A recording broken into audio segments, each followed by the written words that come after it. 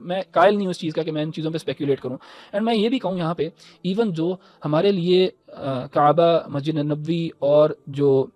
مسجد اقصیٰ ہے یہ ہماری سیکرڈ جگہ ہیں،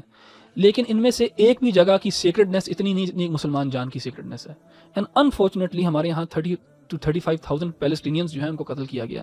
سو میری کوئی اتنی زیادہ ہوپ نہیں ہے کہ اگر وہ مسجد اقصیٰ کو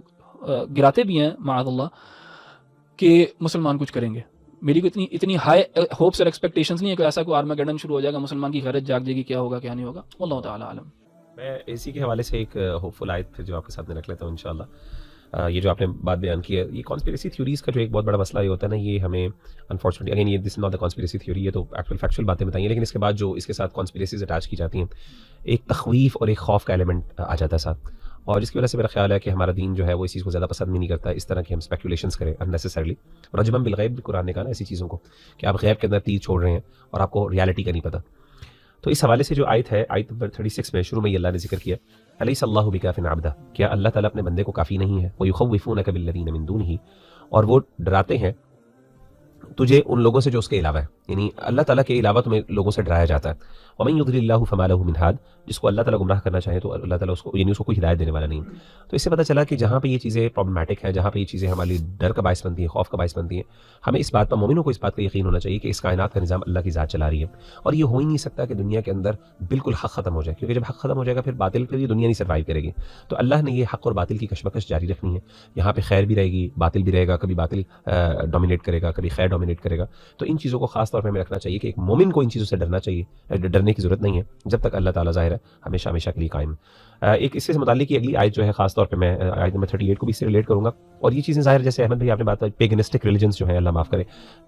پیگنزم جو ہے اور خاص طور پہ شرک ہے، اس سے شیاطین بہت زیادہ انوالوڈ ہوتے ہیں، جنات کا بہت زیادہ اثر ہوتا ہے. اور اللہ معاف کرے کہ شیاطین کی ہیلپ لینے کے لیے بھی جو ریچولس کرنے پڑتے ہیں، اور جیسے آپ نے بھی بتایا یہ ریچولس اس میں سیکریفائسز بھی ہیں، اس میں اللہ معاف کرے شیاطین سے مدد بھی لی جاتی ہے. تو ایسے موقع کے اوپر یہ جو اگلی آیات ہیں اس کے اندر اللہ تعالیٰ نے شرک کی تردید کی اور بڑے ہمیں امید دلائی. وَلَئِن سَأَلْتَهُم مَّن خَلَقَ السَّمَاوَاتِ وَالْأَرْضَ لَيَقُولُنَّ اللَّهُ، اگر یہ آپ سے سوال کریں کہ آسمان و زمین کو پیدا کرنے والا کون ہے، اگر آپ ان سے سوال کریں تو کہیں گے اللہ تعالیٰ. کفار مکہ کا ذکر ہو رہا ہے کہ توحید ربوبیت کو مانتے تھے. قُلْ أَفَرَأَيْتُم مَّا تَدْعُونَ مِن دُونِ اللَّهِ، ان سے پوچھیے کہ تمہارا کیا خیال ہے کہ اگر تم اللہ تعالیٰ کے علاوہ کسی کو پکارو، ان ارادنی اللہ بضر هل هن کاشفات ضره، کہ اگر اللہ تعالیٰ کسی کو تکلیف دینا چاہے تو کوئی اللہ کے علاوہ اس تکلیف کو دور کر سکتا ہے. یعنی اللہ تعالیٰ نے یہاں پہ بتا دیا کہ کائنات کے جتنے بھی آپ کو اسکینڈلز نظر آ رہے ہیں، یا آپ کو اللہ معاف کرے پرابلمز نظر آ رہی ہیں، یا آپ کو سارے پلانز اینڈ پروپیگنڈاز نظر آ رہے ہیں، اگر اللہ تعالیٰ کسی کو بچانا چاہے یا اگر اللہ کسی کو تکلیف دینا چاہے سبحان اللہ، تو کوئی بندہ دنیا میں اس سے دور نہیں کر سکتا اس کو. او ارادنی برحمت هل هن ممسکات رحمتی، اگر اللہ تعالیٰ کسی کو رحمت عطا کرنا چاہے تو کوئی ایسا ہے جو اللہ کی رحمت کو روک سکے. قل حسبی اللہ، کہیے اللہ مجھے کافی ہے. علیہ یتوکل المتوکلون، اسی پر ہی توکل کرنے والوں کو توکل کرنا چاہیے، توکل کرتے ہیں. تو اس سے پتہ چلا الحمدللہ کہ اللہ کی ذات اور اللہ کی رحمت موجود ہے جب تک دین اسلام قائم ہے، نیک لوگ موجود ہیں، خیر بھی موجود ہے، اور یہ شر ایک حد سے زیادہ ایک خاص پروپورشن سے آگے بڑھ نہیں سکتا، کیونکہ اس کے بعد پھر دنیا پھر جو ہے وہ رہنے کے قابل نہیں رہ سکتی. تو اللہ نے دنیا کے اندر ایک بیلنس ضرور کریٹ کرنا ہے. ہاں شرک آئے گا، کفر آئے گا، وہ اپنا ایول اسپریڈ کریں گے، لیکن اس کے ساتھ ساتھ خیر بھی الحمدللہ ہم دیکھ رہے ہیں کہ بہت زیادہ بھائی بڑھ رہی ہے، اللہ کا شکر ہے. یعنی ایک آپ کو امت کے اندر نا ایک تھوڑا سا، یعنی یہ دیکھیں یہ چیزیں آج ہمیں پتہ چل رہی ہیں، پہلے نہیں ان چیزوں کا پتہ ہوتا تھا زیادہ، لیکن آج کل سوشل میڈیا کی وجہ سے اگرچہ جہاں پہ اس نے ہمارا بہت سا نقصان کیا، لیکن وہاں پہ بہت سے فائدے بھی ہمیں ہوئے ہیں کہ وی آر ویل اویئرڈ، یعنی ہمیں ویل اویئر ہیں ہم لوگ یہ چیزوں کا، بہت کچھ چیزیں ہمیں پہلے سے الحمدللہ اللہ کا شکر ہے پتہ ہے. اور یوتھ کچھ نہ کچھ اس کے اوپر ریفلیکشن کر کے کچھ نہ کچھ اس کے اندر حریت اور اس کے اندر ایک ایکٹیویٹی نظر آتی ہے ہمیں. اچھا، اس میں ابھی ہماری کچھ بات بھی ہو رہی تھی اس میں ایپیسوڈ ریکارڈ ہونے سے پہلے احمد بھائی، کہ یہ جو چیزیں ہیں کانسپیریسی تھیوریز کہہ لیں یا بہت زیادہ تذکرہ امام مہدی کا اور قیامت کے سائنس کا، وہ شاید مسلمانوں کو تھوڑا سا انیکٹیو یا امپریکٹیکل بنا دیتا ہے. لیکن میں سمجھتا ہوں کہ اگر رائٹ اپروچ یوز کی جائے، دیکھیں مقصد اگر یہ ہو، میں پوچھ بھی رہا ہوں بلکہ آپ سے ایز اے وہ سوال کر رہا ہوں آپ لوگوں سے، کہ اگر مقصد یہ ہے کہ اس لیے بتایا جائے کہ مسلمان ذرا تیاری بھی کریں اور اسٹریٹجی بھی بنائیں. دیکھیں میں جیسے اب یہ ریڈ ہائفر اور یہ جو باتیں ہم نے کی، تو ڈونٹ یو تھنک کہ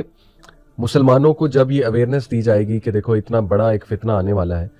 تو تھوڑا سا مسلمان جاگیں، مے بی پریشر کریٹ کریں، سوشل پریشر کریٹ کریں گورنمنٹس پہ، کچھ نہ کچھ تو اسٹریٹجی بنانی چاہیے، یا صرف یہ سوچنا چاہیے کہ نہیں اللہ تعالیٰ وکٹری ہمیں ہی دے گا، مطلب ان باتوں کی ضرورت بھی نہیں ہے. تو آپ کا خیال ہے تھوڑا جگانے کے لیے، اٹھانے کے لیے یہ باتیں نہیں بتانی چاہیے؟ جی علی بھائی، میں سمجھتا ہوں کنٹرولڈ انوائرمنٹ کے اندر ان باتوں کو کرنا چاہیے. اور بتانا چاہیے حدود اور قیود کے ساتھ،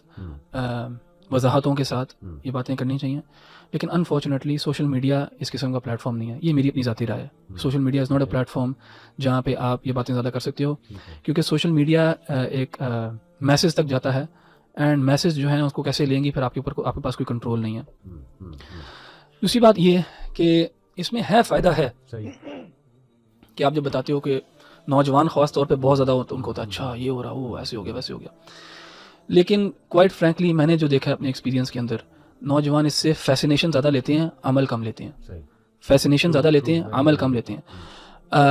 ویئر ایز اگر آپ قرآن کی صرف بات کریں گے نا، صرف قرآن کی، اور قرآن کے اندر یہ وضاحت کے ساتھ یہ باتیں نہیں ہیں، موجود نہیں ایکسپلیسٹلی اسپیکنگ. آپ قرآن کو اگر لیں گے تو قرآن فیسینیشن اتنی نہیں لے کے آتا اتنا عمل لے کے آتا ہے، اتنا چینج لے کے آتا ہے. سو میں بلیو کرتا ہوں کہ کسی کو یہ باتیں، کسی کو کچھ پتہ بھی نہیں ہے نا ان کے بارے میں، کچھ بھی نہیں پتہ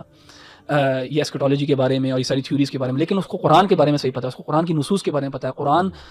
کی آیات جو ہیں اس کے دل پہ جاری ہوئی ہوئی ہیں توحید اور شرک کے معاملات کے اندر. تو وہ بہت ایزیلی جب یہ فتن کا دور آئے گا بھی نا تو اپنے آپ کو بچا سکتا ہے.